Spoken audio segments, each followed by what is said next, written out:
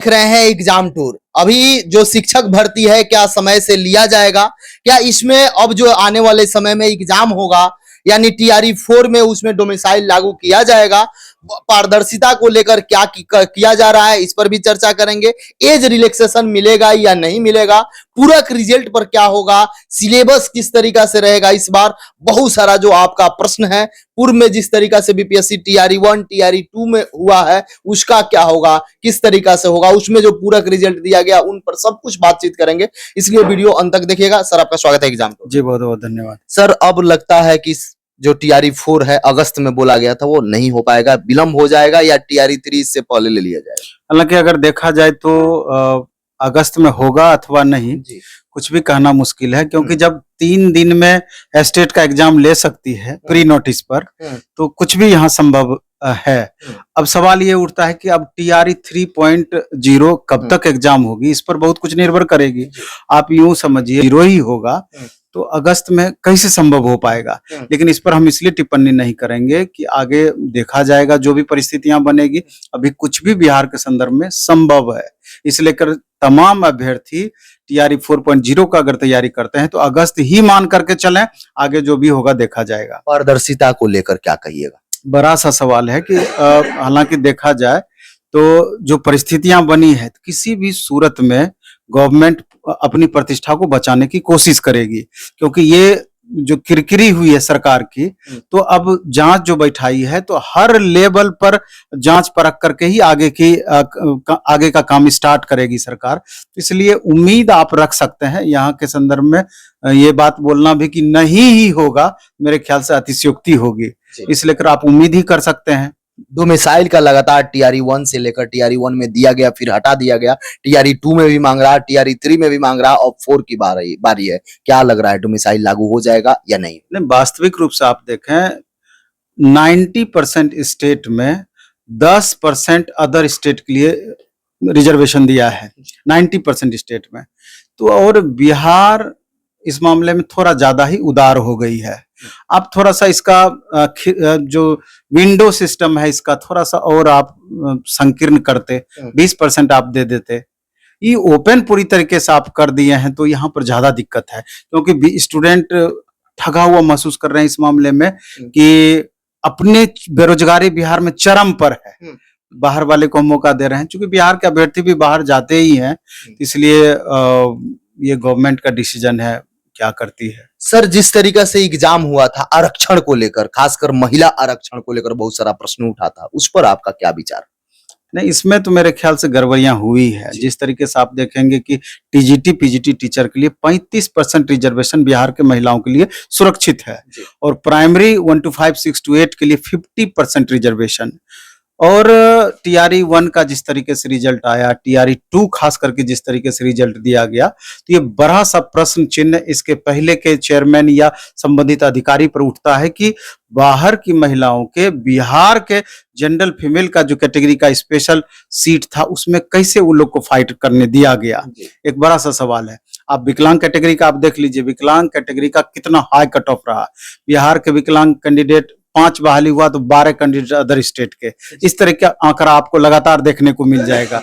तो यहाँ पर इस मामले की अच्छे से जांच होनी चाहिए, और सरकार को भी आरक्षण के नियमों का पूरी तरीके से खुल करके बताना चाहिए कि जो हमने टीआरई 1 का रिजल्ट दिया, टीआरई 2 का रिजल्ट दिया, तो किस बेस पे दिया, कितने % बाहर के बच्चे आए, कितने % बिहार के बच्चे आए, ये चीज उनको क्लियर करना चाहिए। सर लगातार विधानसभा में अभी भी प्रश्न उठ रहे हैं आयु सीमा को लेकर, छूट दिया जाए, 1 साल में 4 वैकेंसी देकर बच्चे को बाहर करना ये भी उचित नहीं है। 2 बहुत बड़ा मुद्दा है, एक अटेम्प्ट और एक आयु में छूट, इस पर सर आपका क्या? नहीं, जहां तक एज रिलैक्सेशन का बात है, परसों ही विधानसभा में इस बात को उठाया गया किसी माननीय विधायक के द्वारा, और ये बहुत स्वागत योग्य कदम उनका हम कह सकते हैं, क्योंकि आप टीआरई 1 में 10 साल का एज का ग्रेस दिए, टीआरई 2 में 10 साल का एज का ग्रेस दिए, तो फिर टीआरई 3 में क्यों? और लाख प्लस छात्र इससे वंचित रहे हैं, नहीं फॉर्म भर पाए हैं, तो इन छात्रों की ये उचित मांग है, इनको तो मौका मिलना ही चाहिए। टीआरई 3 और टीआरई 4 दोनों में इन लोग को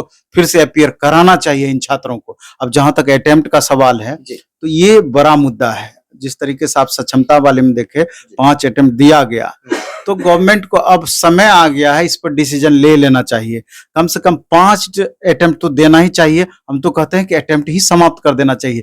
जब आप कंपटीशन ले ही रहे हैं तो फिर अटेम्प्ट की क्या बात है, अटेम्प्ट की क्या बात है। और अभी बहुत सारे ऐसे छात्र हैं, उनका तीसरा अटेम्प्ट होगा टीआरई 3.0 में। अब ये छात्र कंफ्यूजन में है। अब बिहार से अगर डीएलएड बीएड किए हैं, अब 7 साल आप पीछे वैकेंसी नहीं दिए और 1 साल में 4 बार वैकेंसी दे करके क्या इस बच्चों का करियर ही यहीं पर समाप्त हो गया? बड़ा सा सवाल है। तो मेरे ख्याल से मौका तो इनका बढ़ेगा ही बढ़ेगा, अटेम्प्ट तो बढ़ेगा ही बढ़ेगा। अब गवर्नमेंट कब तक डिसीजन लेती है, ये देखने वाली बात। पूरक रिजल्ट पर सर आपका क्या विचार है? क्योंकि अभी भी लगातार डिमांड चल रहा है, उधर कोर्ट से भी देखे होइएगा जो डिमांड किया गया है। पूरक रिजल्ट पर आप क्या डाटा दे रहे हैं? ये छात्रों के साथ पूरी तरीके से नाइंसाफी वाली बात है। ये कहीं से भी ये चीज नहीं होना चाहिए। आप टीआरई 3 में किस बेसिस पे पहले ही बोल दिए कि सप्लीमेंट्री रिजल्ट हम नहीं देंगे। आप टीआरई 2 की बात करें, 1,22,000 टोटल वैकेंसी थी और 1,22,000 में 96,000 रिजल्ट टोटल दिया गया। 73,000 छात्र उसमें ज्वाइन किए।